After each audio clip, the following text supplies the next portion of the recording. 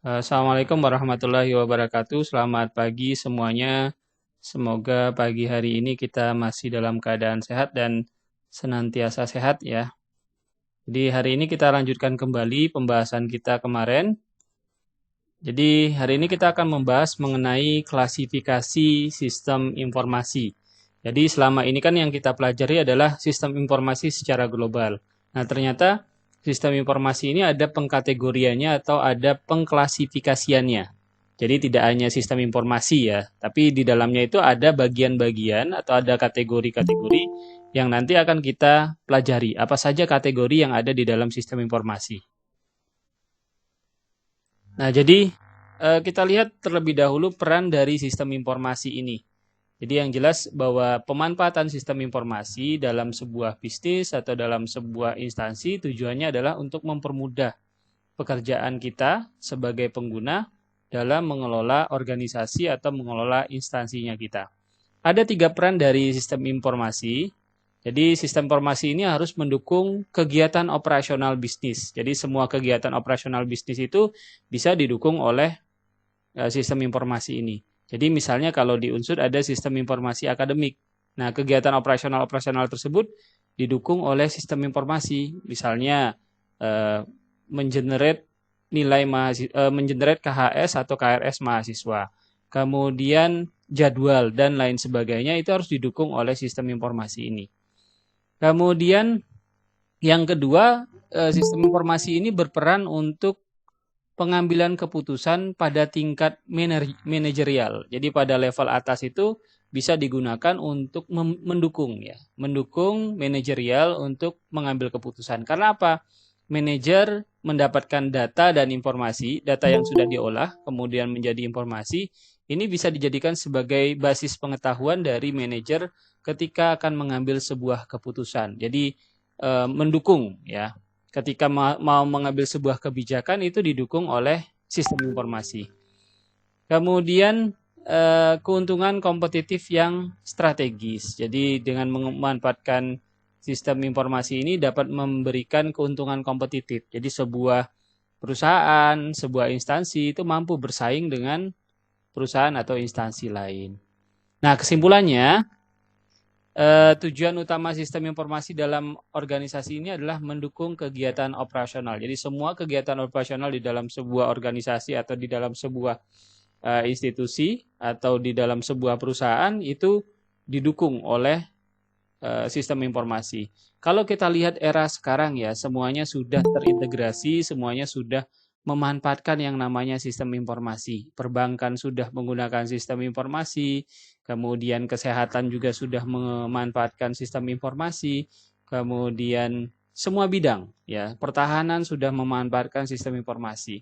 Karena kita tidak lagi bicara pekerjaan yang manual. Kita mencatat sesuatu ditulis di kertas, kemudian ditumpuk saja, tapi sekarang sudah tersimpan di dalam, terdokumentasi dengan baik di dalam sebuah sistem informasi. Data mahasiswa, kalau kita lihat ya bahwa Unsud bisa menampilkan data mahasiswa atau data alumni dari tahun pertama kali penggunaan sistem informasi sampai sekarang itu bisa ditampilkan. Karena apa? Tersimpan tadi. Jadi kita tidak perlu khawatir kalau misalnya oh ternyata ijazah saya hilang. Nah, itu bisa di-generate. Bahkan saya sampai sekarang masih bisa melihat histori peminjaman buku di perpustakaan, histori nilainya saya, kemudian saya ngambil semester pendek berapa kali, itu tercatat di dalam sistem itu. Jadi operasional dari sebuah instansi dan kegiatan apapun yang ada di sebuah instansi atau perusahaan itu didukung oleh sistem informasi. Kemudian mendukung pengambilan keputusan tingkat manajerial tadi ya. Jadi sistem informasi ini hanya mendukung ya, maksudnya ya, dia memberikan semacam rekomendasi kepada pengambil keputusan atau pengambil kebijakan. Oh ini, misalnya ada permasalahan apa, oh ini dia kasih rekomendasi. Berdasarkan informasi yang dihimpun oleh sistem tadi, nanti itu bisa dijadikan sebagai acuan bagi siapa pengambil keputusan. Oh saya akan ngambil misalnya berdasarkan informasi yang sudah terhimpun, oh saya akan ngambil keputusan, oh kita akan produksi barang. Ya, bahwa dari sistem informasi misalnya penjualan ya, sistem informasi penjualan barang gitu ya, total produksinya kita berapa sekarang? Misalnya ada 1.000 ton. Kemudian permintaan berapa? 10.000. Nah, si pengambil kebijakan atau manajer itu bisa, kita harus produksi 9.000 barang dalam waktu berapa hari untuk memenuhi permintaan dari konsumen. Nah, itu kan didukung oleh sistem informasi. Tapi bisa juga, misalnya sistem informasi menyatakan bahwa ada selisih 9.000 ton gitu ya, yang harus kita produksi. Tapi nanti balik lagi ke manajer, karena manajer punya pertimbangan lain, manajer bisa memutuskan, oke, kita tidak produksi 9.000, tapi kita produksi cukup 5.000. Nanti kita produksi lagi sisanya di kemudian hari. Siapa tahu misalnya barang ini tidak laku. Atau sebaliknya, sistem merekomendasikan atau dari sistem itu memberikan informasi bahwa kita ada selisih 9.000 ton, tapi manajer itu bisa mengambil keputusan, ya sudah, kita produksi tidak 9.000 tapi 10.000. Jadi membantu manajer dalam mendukung mengambil keputusan. Ini tujuan utama dari sistem informasi. Nah, berdasarkan tujuan utama SI tadi, maka kita bisa mengelompokkan.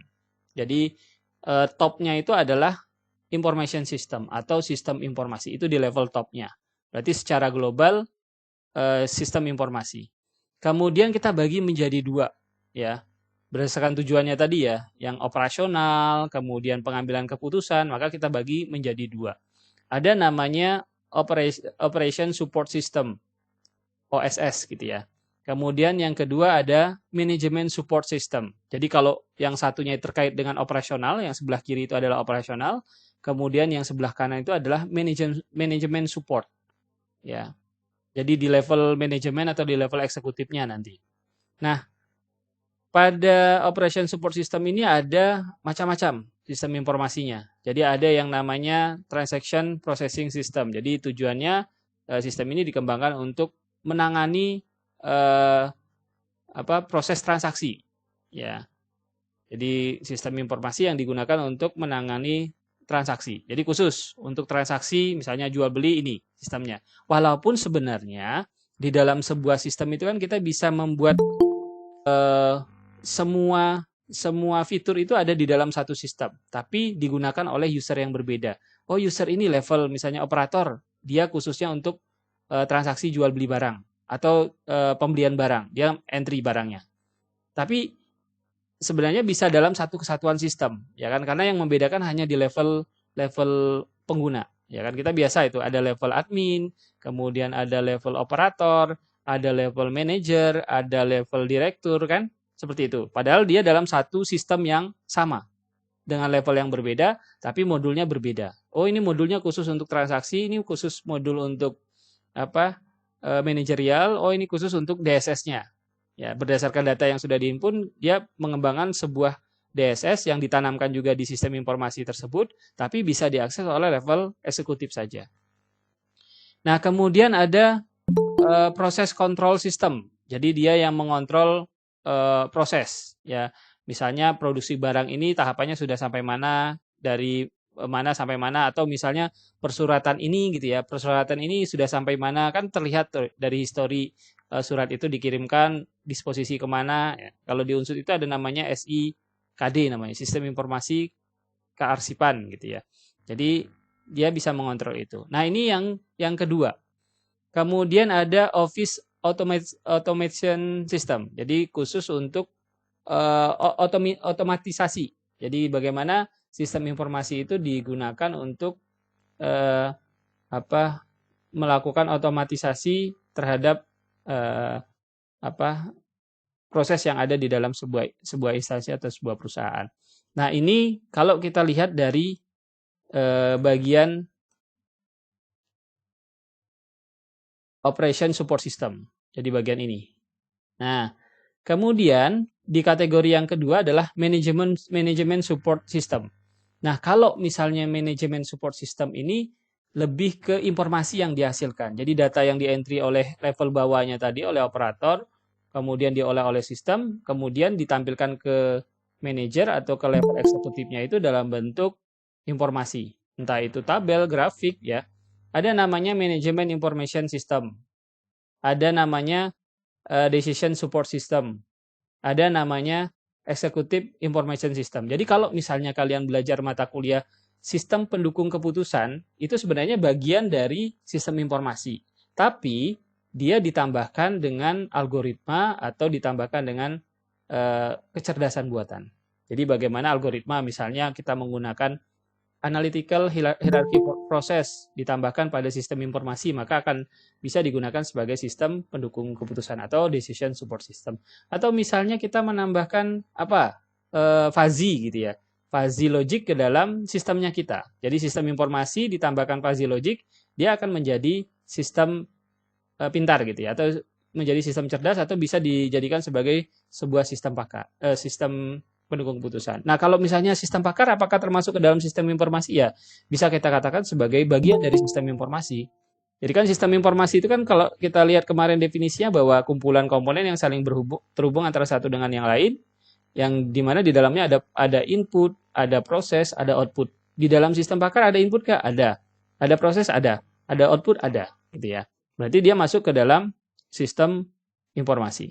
Nah, kemudian ada Executive Information System. Jadi di level atas itu, di level rektor misalnya, kalau di unsur rektor, wakil dekan itu, mereka tidak berkutat dengan data lagi. Yang mereka perlukan adalah pokoknya saya mau tahu jumlah mahasiswa unsur dari angkatan 2008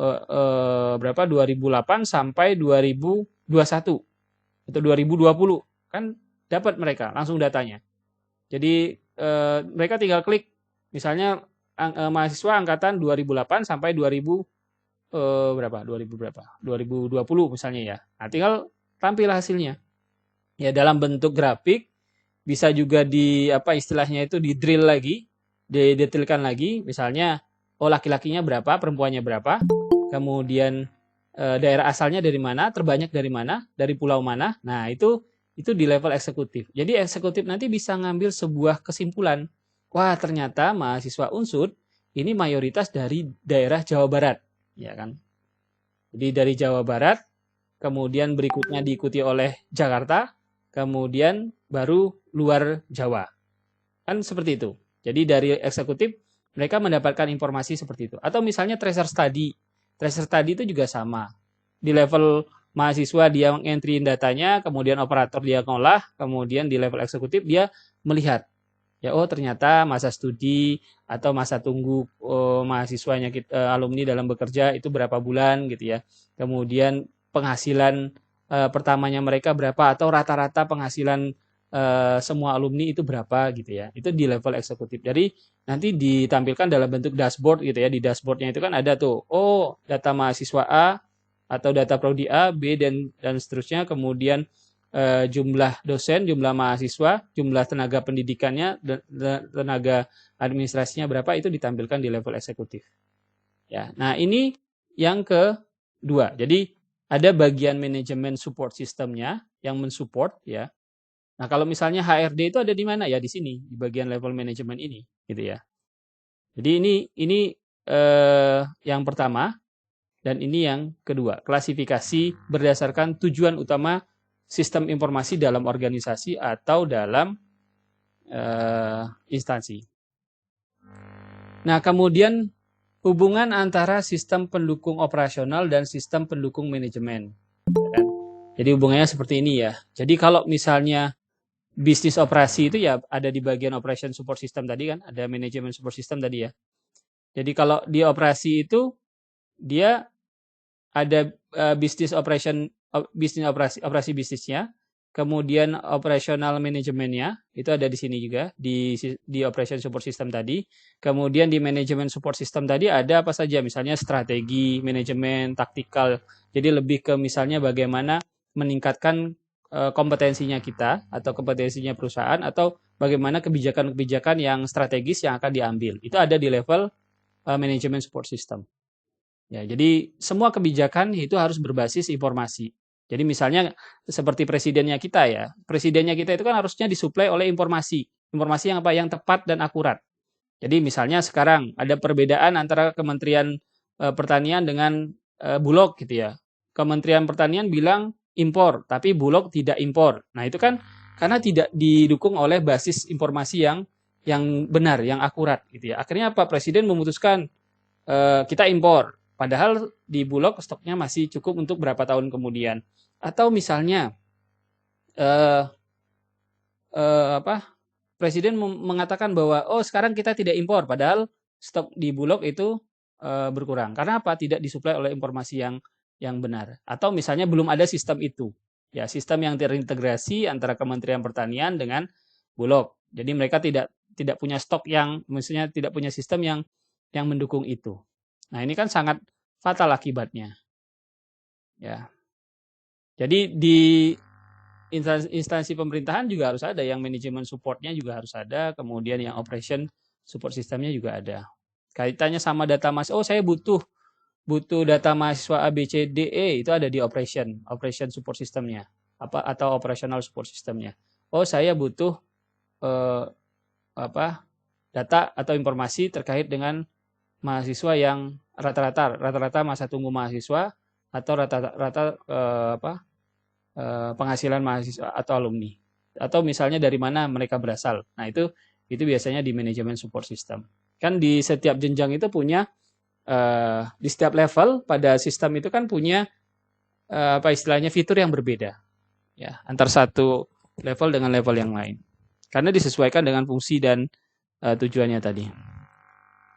Nah, kita lihat yang pertama adalah sistem pendukung operasional, ya. Jadi operation support system itu mendukung keperluan pengolahan informasi. Jadi kegiatan operasional sehari-hari. Jadi kalau misalnya di sebuah toko Alfamart atau Indomaret, kan sana ada operational support systemnya. Kita ketika bertemu dengan bertemu dengan kasirnya itu kan dia menggunakan operational support system. Teller yang ada di bank, mereka menggunakan operational support systemnya. Jadi bagaimana data itu disuplai gitu ya. Data nasabah yang nabung hari ini, data pembeli itu disuplai oleh operator. Kemudian fungsi manajemen operasional itu ya di operation support system juga. Jadi memproses data yang dihasilkan oleh dan digunakan dalam kegiatan operasional. Ya, semua data yang dihasilkan dari kegiatan operasional itu masuk ke dalam operation support system. Kemudian menghasilkan bermacam-macam produk informasi untuk penggunaan internal maupun eksternal. Jadi informasinya itu bisa digunakan oleh internal tadi, oleh level eksekutif, atau bisa juga digunakan oleh pihak eksternal. Jadi kalau eksternal butuh, ya kita punya ini. Ya kan, kalau misalnya penawaran proposal itu kan mana informasi kalian gitu ya. Atau mana sih kita mau investasi di tempat kalian. Ya kan, kita harus punya istilahnya membuat portofolionya dulu, profil perusahaan kita seperti apa. Nah, itu kan didukung oleh operation support system tadi. Jadi tidak menekankan menghasilkan informasi yang spesifik yang akan digunakan oleh manajer. Ya. Jadi dia hanya tadi mengolah data tadi ya. Tapi nanti di level lain itu diolah oleh bagian yang lain atau oleh modul yang lain untuk menghasilkan informasi yang spesifik. Kemudian perannya adalah membuat efisien, mengolah transaksi bisnis, mengendalikan proses-proses industri, mendukung komunikasi dan produktivitas kegiatan perkantoran. Ya, komunikasi, produktivitas, ya itu didukung oleh sistem pendukung operasional. Kemudian memperbarui database perusahaan. Jadi ya pastikan ada transaksi di sana, berarti kan ada yang update, delete, terus ada perbaruan gitu ya. Nah, kemudian yang kaitannya dengan sistem pengolahan transaksi atau TPS, ya, Transaction Processing System. Jadi merekam dan mengolah data. Ini bagiannya tadi ya. Jadi bagiannya tadi. Ada TPS, jadi mengolah dan merekam data transaksi yang dihasilkan oleh kegiatan bisnis operasional. Ya, jadi ada pemrosesan transaksinya, ada yang batch processing, ya, mengolah data periodik, data transaksi yang telah dikumpulkan dalam satu periode tertentu. Nah, ini kemudian real time processing, jadi segera diproses. Ya, jadi ada yang batch, ada yang real. Kemudian contohnya apa? Transaksi penjualan di kasir sebuah toko. Itu masuk ke transaksi. Ya. Kemudian sistem pengendalian proses. Jadi memantau dan mengendalikan proses PCS ini, proses control system. Memantau dan mengendalikan proses-proses fisik. Ya, contohnya apa? Sistem pengendali untuk proses-proses produksi. Kalau di pabrik-pabrik itu kan ada sistemnya yang mengendalikan itu. Ya. Nah, kemudian sistem otomasi perkantoran. Jadi meningkatkan komunikasi dan produktivitas perkantoran. Jadi contohnya apa? Tadi SIKD, perangkat lunak untuk surat menyurat, email untuk mengirim dan menerima pesan elektronik, kemudian ada konferensi jarak jauh untuk pertemuan secara elektronik. Nah, itu ada di otomasi. Jadi semua yang memudahkan kegiatan perkantoran itu masuk ke dalam Office Automation System. Jadi kalau misalnya di UGM itu ada namanya PLO. Saya lupa singkatan dari paperless apa gitu ya. Office, paperless office gitu ya. Jadi artinya apa? Semuanya paperless. Jadi misalnya disposisi surat menyurat itu tidak lagi menggunakan kertas, tapi langsung di entry di sistem. Kemudian nanti ditujukan untuk siapa? Misalnya dekan nanti di disposisi kemana ke wakil dekan, kemudian di disposisi kemana ke dosen, kemudian apa gitu ya. Atau nanti dosen juga bisa memberikan respon. Ya. Nah, itu otomasi. Kemudian pendukung manajemen. Jadi manajemen support system. Jadi kalau ini menekankan pada penyediaan informasi dan pendukung untuk pengambilan keputusan yang efektif oleh manajemen. Itu ada di pendukung keputusan ini. Jadi artinya apa? Dia mensuplai informasi yang penting, yang dibutuhkan oleh manajemen atau level eksekutif untuk mengambil keputusan secara cepat dan tepat, gitu ya. Cepat dan tepat. Cepat belum tentu tepat, gitu ya. Tapi harus efektif. Yang efektif itu kan berarti kan benar, gitu ya. Ya, secara waktu dia cepat, kemudian secara pekerjaan dia benar. Kemudian termasuk tugas yang kompleks. Ya.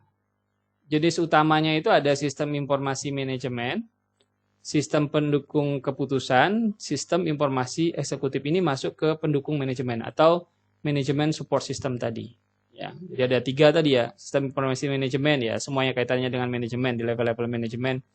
Kemudian apakah ini nanti bisa dalam satu sistem? Ya bisa. Ya, tadi kita hanya membedakan di levelnya saja. Satu sistem, ya kan satu sistem kalau kita buat sistem berbasis web itu kan sebenarnya kompleks sekali. Dia bisa sistem pendukung keputusan juga, dia bisa sistem dia bisa sistem pendukung manajemen juga, dia bisa juga untuk operasional. Jadi dengan menggunakan level yang berbeda, ya kan,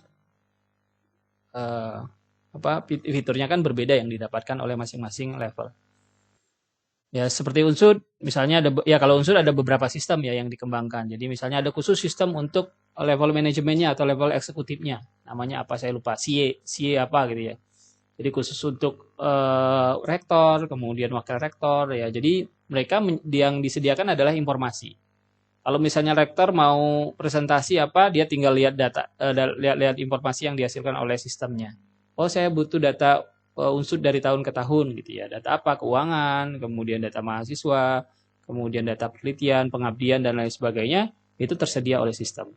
Nah, bisa jadi nanti data ini atau informasi ini diperoleh dari sistem lain gitu ya. Misalnya di Unsur kan ada lembaga penelitian dan pengabdian masyarakat. Di sana dia punya sistem informasi juga yang mengentri semua data penelitian dosen, semua data pengabdian dosen di entry di sana. Nah, datanya bisa ngambil dari sana. Jadi bisa diintegrasikan. Jadi bisa menjadi sebuah sistem yang terpisah, bisa juga menjadi sistem yang satu kesatuan. Ya, karena kan sistem A, sistem B itu bisa jadi dikembangkan sendiri-sendiri, tapi suatu saat pengen diintegrasikan itu sangat mungkin dilakukan. Ya, kita punya web service, punya penggunaan API dan lain sebagainya gitu ya. Nah, ini ada 3 ya kalau support system ini. Manajemen support system. Ada sistem informasi manajemen, pendukung keputusan, informasi eksekutif. Kalau manajemen, ya menyediakan informasi dalam bentuk laporan dan display ke manajer. Jadi dalam bentuk laporan, display gitu ya. Tidak ada entry di sana. Hanya laporan saja, reporting yang diberikan dari sistem gitu ya. Dia butuh apa? Data produksi bulan ini, keuntungan atau penjualan bulan ini, penjualan hari ini. Ya. Jadi tampilan tentang hasil penjualan produk, laporan hasil analisis penjualan mingguan yang mengevaluasi penjualan yang dibuat oleh setiap sales. Nah, itu di level manajemen. Jadi bisa tahu tuh kan. Oh, ini sales ini.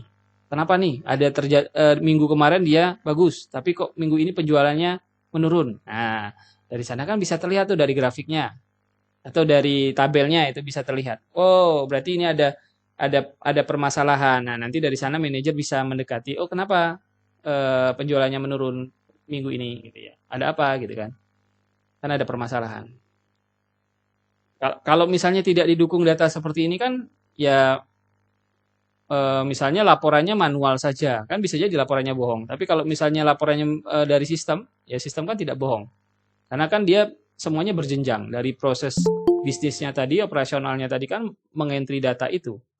Jadi sales ngentry data, barang yang terjual, kemudian barang yang dibeli gitu kan.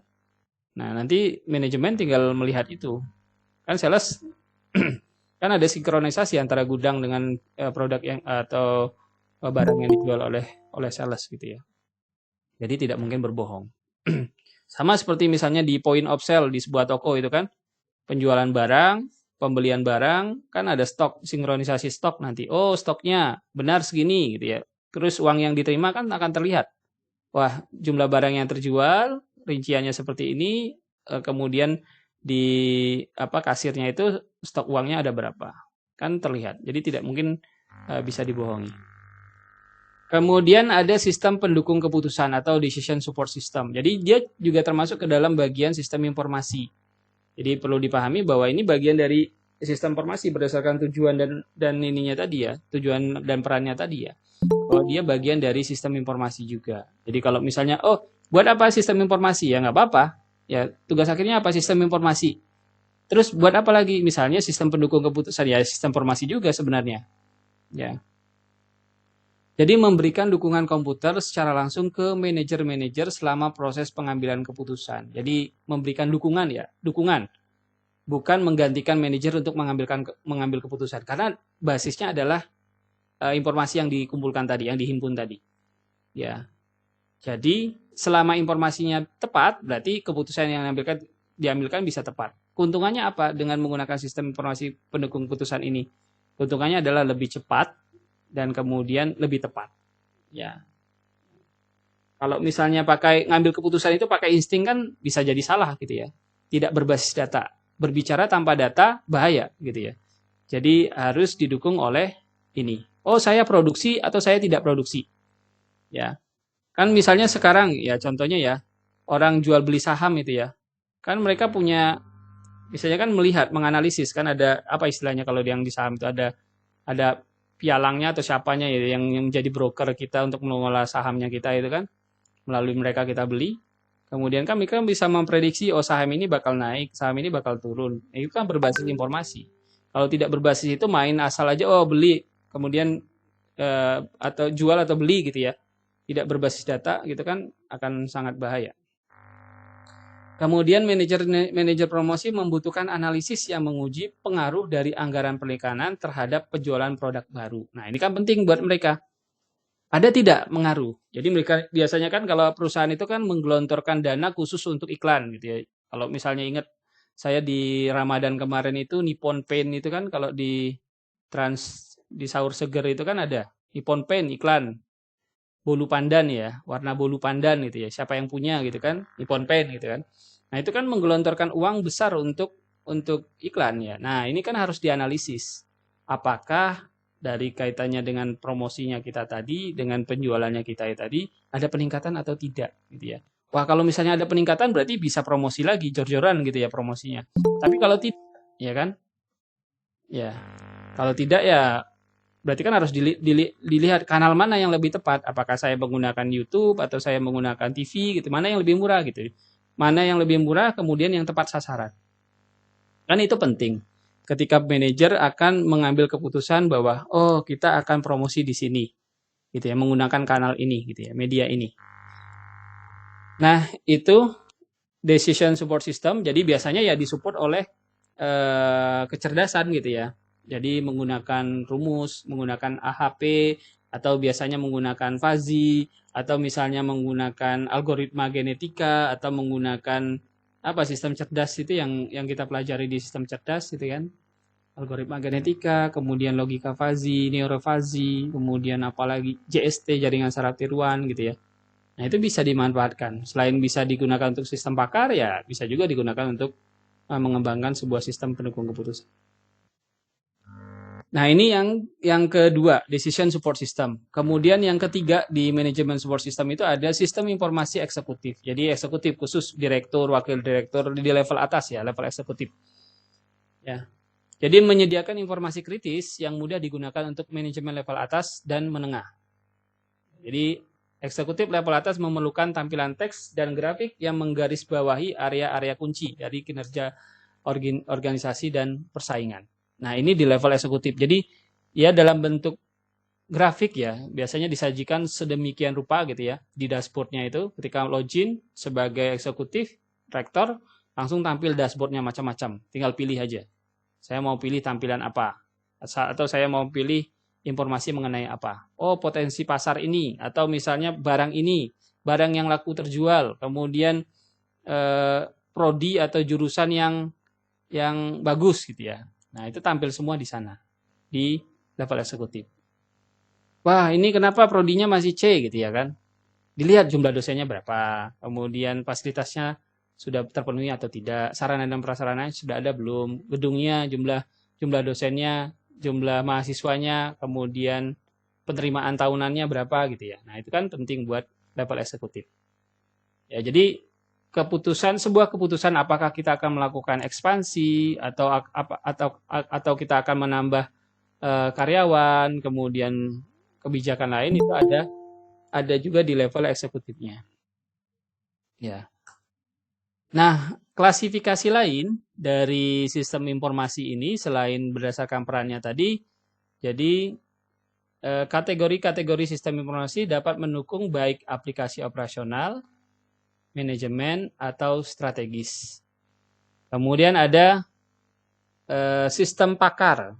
Jadi yang tadi ya, itu operasional, manajemen, atau strategis ya. Kemudian ada sistem pakar. Jadi sistem pakar ini juga masuk ke dalam sistem informasi. Jadi sistem berbasis pengetahuan yang menyediakan nasihat pakar dan berperan sebagai konsultan ke pengguna. Jadi sistem pakar. Artinya apa? Sistem ini juga hampir mirip seperti pendukung keputusan, tapi biasanya lebih ke misalnya ke medis ya, ke pakar-pakar ya, misalnya saham dan lain sebagainya, itu bisa kemampuan yang dimiliki atau pengetahuan yang dimiliki oleh pakar itu disimpan ke dalam sistem. Ya, pengetahuannya itu disimpan ke dalam sistem. Dokter ya, misalnya spesialis tulang, pengetahuannya tentang penyakit tulang itu disimpan di dalam sistem. Ya, gejala penyakit, gejala A B C D E kemungkinan penyakitnya X. Gejala D E F kemungkinan penyakitnya adalah Z. Nah, itu disimpan kemana? Ke dalam sistem. Kan di dalam sebuah sistem pakar itu ada dua lingkungan.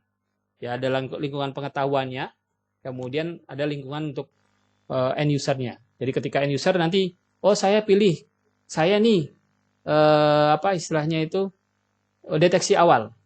Oh saya ada batuk, demam tinggi, ya, kemudian apalagi kepala mata berkunang-kunang, kemudian kepala terasa sakit gitu ya. Nah, nanti dari sana menggunakan sistem pakar tadi bisa mengeluarkan kemungkinan. Ini kemungkinan ya, bicaranya kemungkinan. Kemungkinan penyakit yang diderita adalah hasil diagnosisnya adalah Anda terkena COVID-19. Seperti itu misal. Nah, ini sistem pakar, tapi sistem pakar ini tidak menggantikan manusia atau tidak menggantikan pakarnya. Tapi nanti bisa dilihat seberapa efektif atau seberapa bagus sebuah sistem itu bisa diukur nanti ya. Sistem pakar, ternyata ketika dilakukan perhitungan manual ya sebelum diimplementasikan kan dilakukan. Kita menggunakan apa misalnya sistem pakar. Kita menggunakan fuzzy MADM atau fuzzy MCDM atau bisa menggunakan metode-metode lain atau algoritma lain yang bisa kita pakai.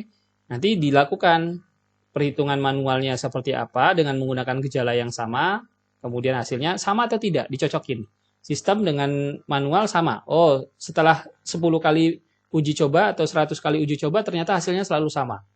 Kemudian bisa disimpulkan nanti, oh ternyata sistemnya ini sudah bisa dimanfaatkan untuk digunakan sebagai sistem pakar. Tapi perlu diingat tidak menggantikan peran manusianya. Ya. Karena kan sistem mungkin ketika dijalankan ya bisa juga error gitu ya. Itu sistem pakar. Kemudian ada sistem komputasi end user. Jadi mendukung penggunaan komputer secara praktis oleh end user untuk aplikasi operasional dan manajemen. Ini yang berikutnya. Jadi sistem pakar dan sistem komputasi end user. Ada sistem informasi bisnis. Ya, pemasaran, akuntansi. Kemudian ada sistem informasi strategis. Jadi menyediakan perusahaan dengan produk-produk strategis, layanan-layanan atau kemampuan untuk mencari keuntungan yang kompetitif. Ini klasifikasi yang lain. Nah, kalau misalnya sistem informasi fungsional gitu ya. Jadi kalau kategori sistem informasi berdasarkan fungsinya gitu ya. Ada pemasaran, ada penjualan, manajemen pelanggan, SDM, keuangan, manufaktur, inventaris. Jadi masuk juga ke dalam sistem informasi ya. Kalian buat sistem informasi inventaris barang yang ada di perusahaan ya. Masuk ke dalam sistem informasi. Tapi berdasarkan fungsinya tadi. Bahwa fungsinya adalah untuk menginventaris apa barang. Menginventaris apa dokumen. Kemudian manufaktur juga sama. Keuangan juga sama. Pencatatan gaji dan lain sebagainya. Kita buat sistem informasi keuangan. Tapi fungsinya adalah untuk keuangan. Dia masuk ke dalam sistem informasi tapi untuk keuangan. Akuntansi dan lain sebagainya. SDM. Ya, misalnya HRD kan juga butuh itu. Jadi HRD butuh sistem, walaupun sebenarnya kita bisa katakan sistemnya itu sistem besar, tapi di dalamnya banyak modul. Ya, modul untuk keuangan ada, SDM-nya juga ada, modul untuk ini, dan saling terintegrasi. Nah, ini klasifikasi lain. Jadi ada yang untuk akunting, kemudian ada yang finance, ada yang HRD Human Resource tadi, production, kemudian untuk sales, dan lain sebagainya. Nah, kalau misalnya kita bagi, ada di operasional, kemudian tadi ya, manajemen, di level manajemen, di level tengahnya itu, kemudian ada di level eksekutif.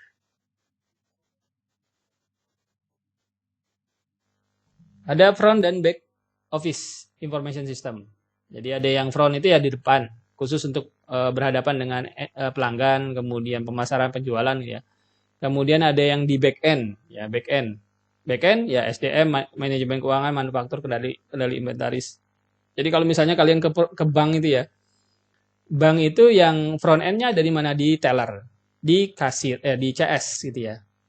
Itu front end-nya, tapi back end-nya ada, ya kan? Atau di toko ya juga sama, ada front end-nya, ada back end-nya. Front end-nya apa? Ya semua yang kaitannya dengan pelanggan kita, ya. Semua dengan usernya kita, itu di front end-nya, ya. Kemudian back end itu ya urusan dapurnya kita, ya. Manajemen pengguna, kemudian manajemen produk, kategori dan lain sebagainya kan ada back end-nya. Jadi kalau misalnya buat sistem kan ada front end, ada back end-nya. Ada yang terlihat oleh pengguna, yang bisa diakses oleh pengguna, ya, atau yang digunakan untuk melayani pengguna.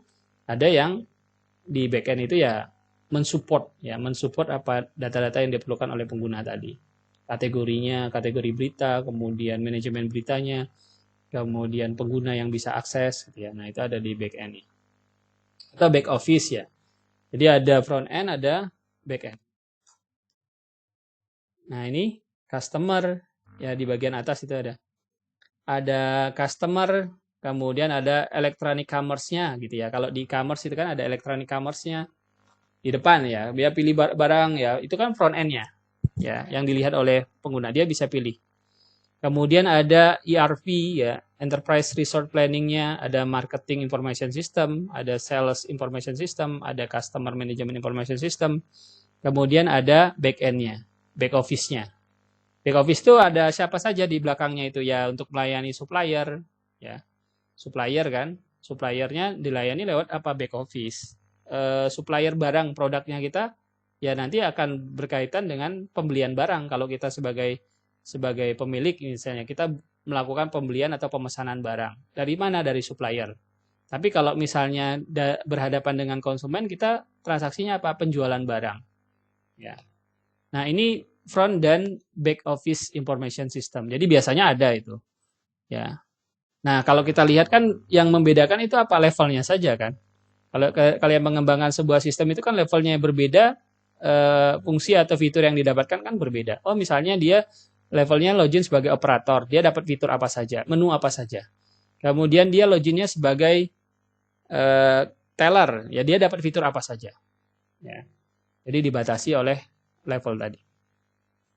Oke, sampai di sini silakan ada pertanyaan untuk klasifikasi sistem informasi. Silakan jika ada pertanyaan. Tepat 45 menit saya berbicara. Silakan, ada pertanyaan. Ito ada, Intan ada, Yudhistira ada, Nicholas, Firman, Michael Jo, Salma Arum, Febri. Silakan. Oh, aman. Oke, Jo. Sudah mandi? Belum?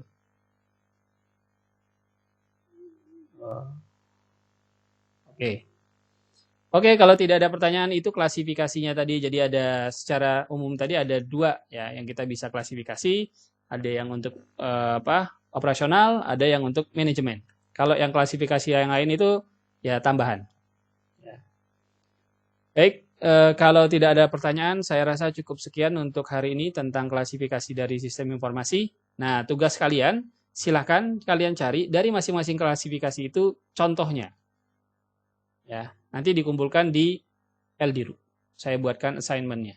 Jadi kalian misalnya yang contohnya apa misalnya ya, yang untuk kategori yang pertama tadi. Jadi misalnya yang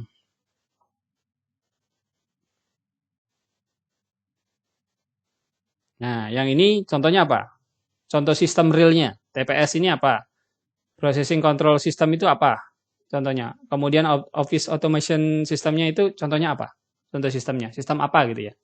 Ini juga Management Information System contohnya apa, Decision Support System apa. Misalnya kalau contoh Decision Support System ya ketika misalnya sistem apa ya, misalnya sistem pendukung keputusan untuk penentuan bidik mahasiswa yang menerima beasiswa, itu kan sistem pendukung keputusan.